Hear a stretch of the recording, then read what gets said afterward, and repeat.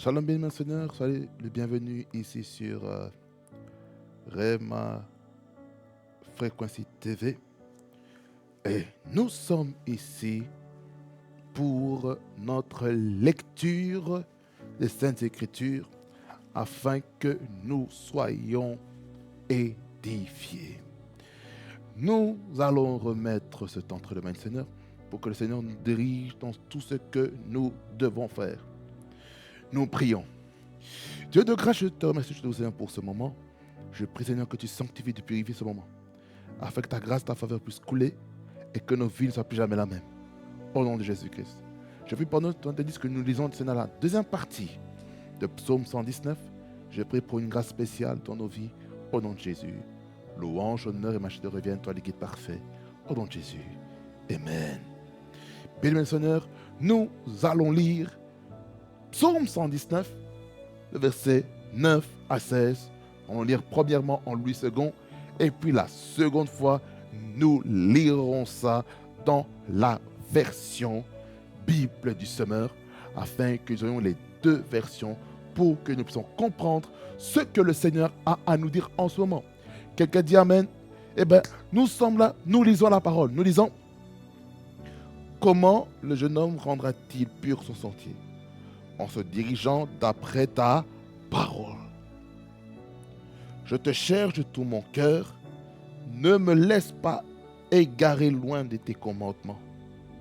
Je serre ta parole dans mon cœur, afin de ne pas pécher contre toi. Béni sois-tu, ô Éternel, enseigne-moi tes statuts. De mes lèvres, j'énumère toutes les sentences de ta bouche. Je me réjouis en suivant tes préceptes, comme si je possédais tous les trésors. Je médite tes ordonnances, j'ai tes sentiers sous les yeux. Je fais mes délices de tes statuts, je n'oublie point ta parole. Nous lisons encore pour que cette parole prenne racine dans nos vies. Voici ce que la Bible dit. Comment le jeune homme rendra-t-il pur son sentier en se dirigeant d'après ta parole? Je te cherche de tout mon cœur, afin de ne pas pécher contre toi. Béni sois-tu, ô Éternel. Enseigne-moi tes statuts. De mes lèvres, j'énumère toutes les sentences de ta bouche. Je me réjouis en suivant tes préceptes, comme si je possédais tous les trésors.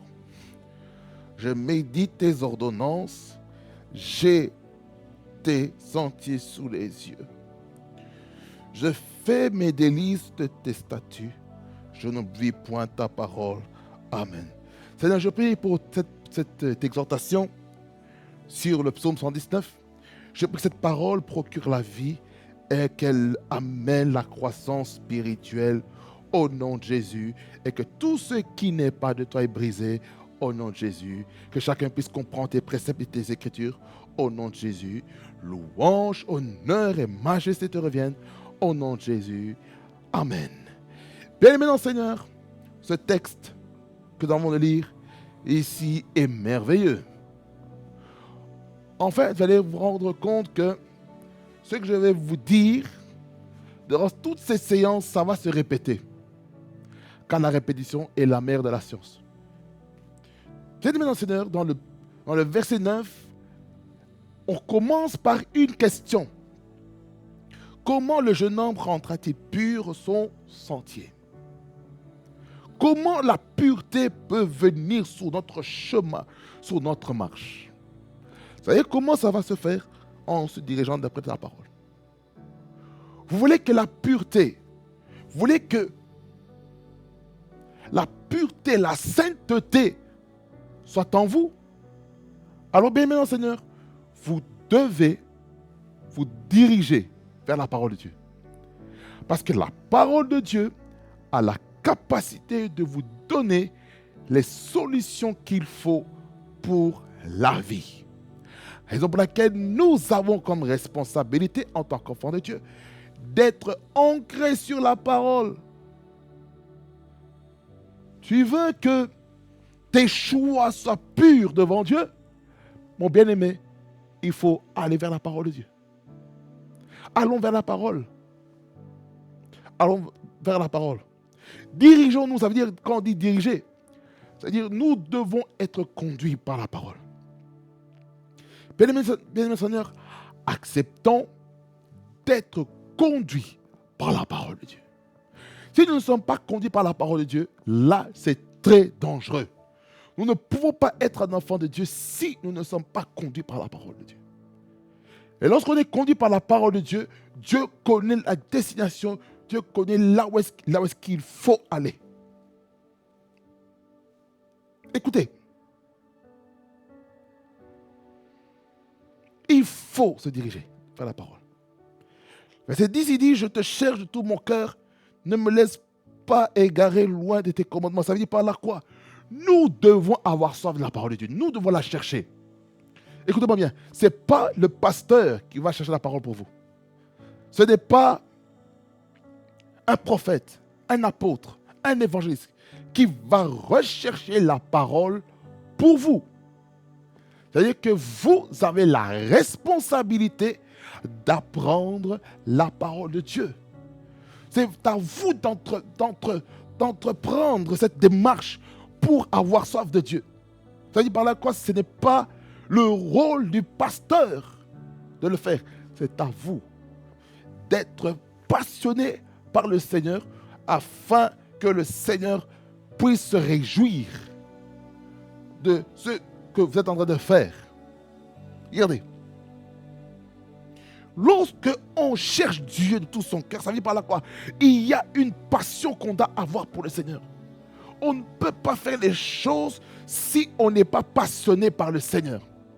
Nous avons besoin d'avoir soif.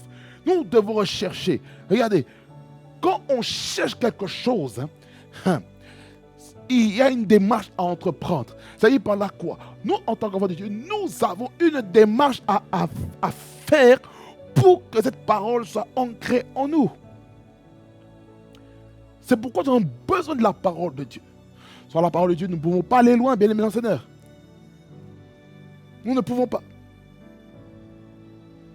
Parce que lorsqu'on cherche la parole de Dieu, le but, c'est de ne pas s'égarer du chemin de Dieu. Ça veut dire par quoi nous avons besoin de la parole de Dieu pour rester sur le chemin de Dieu. Nous en avons besoin de la parole. Et si nous n'avons pas la parole en nous, comment pourrons-nous aller de l'avant? Nous avons besoin de la parole de Dieu. La parole de Dieu, c'est ce qui va faire que nos vies vont changer, que nos vies vont connaître une ascension. Raison pour laquelle nous avons besoin de la parole. Nous avons besoin de cette parole dans nos vies. Et si nous, les enfants de Dieu, nous ne comprenons pas ça, eh bien, j'aimerais vous dire ceci, c'est un crime passionnel que nous faisons à l'égard de Dieu.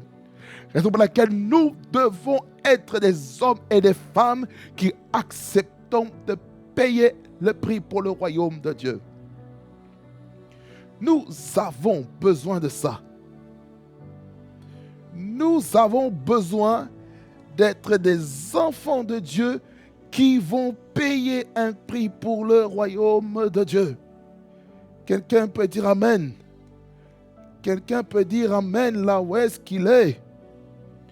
Alors, mes bien-aimés, nous devons savoir que lorsque nous acceptons d'être, alléluia, conduits, lorsque nous acceptons d'avoir soif du Seigneur, j'aimerais vous dire, nos vies ne peuvent jamais rester le même. Quelqu'un dit Amen. Quelqu'un dit Amen. Raison pour laquelle nous avons vraiment cette lourde responsabilité de rechercher les choses de Dieu. Nous avons cette lourde responsabilité d'entreprendre cette recherche auprès du Seigneur. Ça qui dit, ne me laisse pas égarer loin de tes commandements. Ça dit par là quoi? Il faut demander, Seigneur, je prie que je m'égare jamais de ta parole, jamais de tes commandements, jamais de tes préceptes. J'ai besoin de toi, Seigneur. Aide-moi à rester ancré sur ta parole, sur tes préceptes, afin de ne pas être désapprouvé par toi, Seigneur. Le verset 11, il dit, je serre ta parole dans mon cœur. Ça dit par quoi? Il faut garder la parole, afin de ne pas pécher contre toi. Ça dit par quoi? Lorsqu'on garde la parole de Dieu en soi, eh bien, on ne péchera pas volontairement devant Dieu. Verset 12. Béni sois-tu, ô Éternel, enseigne-moi tes statuts. Ça dit par là quoi? Nous avons besoin de Dieu pour nous enseigner la parole de Dieu. C'est pourquoi le Saint-Esprit est là. Le Saint-Esprit est là pour nous enseigner toutes choses. Quelqu'un dit Amen. C'est pourquoi nous avons besoin de la parole de Dieu. Verset 13. De mes lèvres, j'énumère toutes les sentences de ta bouche. Ça veut dire qu'on doit se souvenir de ce que Dieu a dit.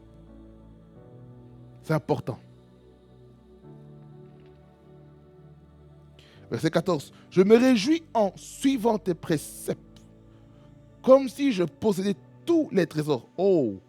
Ça veut dire que les préceptes de Dieu est très précieux. Ça veut dire que la parole de Dieu, elle est précieuse pour nos vies. Elle est tellement précieuse que nous ne devons pas nous détourner ni à gauche ni à droite, mais nous devons être constants dans la parole de Dieu. Quelqu'un dit Amen. Verset 16. Et puis nous clôturons ici. Je fais mes délices de tes statuts. Je n'oublie point ta parole. N'oublions pas la parole. Ça veut dire que nous devons vraiment goûter à la parole. Il faut aimer, déguster la parole. Et lorsqu'on déguste la parole, nos vies ne peuvent pas rester les mêmes. Amen. Pour clôturer, nous lisons encore ce passage, mais dans la version Bible du Semeur. Et puis nous clôturons ici. Comment, quand on est jeune, avoir une vie pure? C'est en se conformant à ta parole. Je veux te plaire de tout mon cœur. Je ne permets pas que je dévie de tes commandements. Je garde ta parole tout au fond de mon cœur pour ne pas pécher contre toi. Béni sois-tu, ô Éternel, enseigne-moi tes ordonnances. Mes lèvres énumèrent toutes les lois que tu as prononcées. J'ai de la joie à suivre tes préceptes, autant que si je possédais tous les trésors. Je veux méditer sur tes directives et fixer mes regards sur les voies que tu traces. Je trouve un grand plaisir dans ce que tu prescris et je ne veux jamais oublier ta parole. Amen. Que le Seigneur vous bénisse abondamment, fasse beaucoup du bien. C'était la lecture de Psaume chapitre 119, verset 9 à 16. Au prochain épisode, nous lirons le verset 17 jusqu'au verset 24. Soyez bénis au nom de Jésus-Christ, car le mérite à venir en Jésus-Christ, notre Seigneur. Et continuez aussi à lire aussi ce passage, parce que le Seigneur va nous faire beaucoup de bien, parce que la gloire de Dieu est là. Soyez bénis au nom de Jésus. On est ensemble en Jésus-Christ, notre Seigneur. Soyez bénis au nom de Jésus-Christ.